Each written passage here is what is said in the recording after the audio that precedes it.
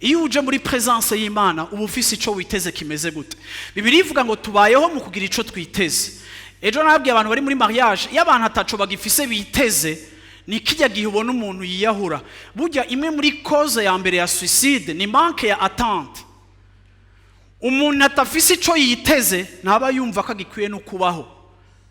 Ikibatuma mwese ejo rendi muzozinduka mukaja ku kazi, ikidutuma dukora ivyo dukora twese.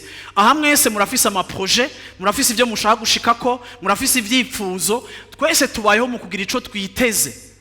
Wodukuramwo ico kwitega, icari ico cose, tukabaho ataco twiteze kizobejo.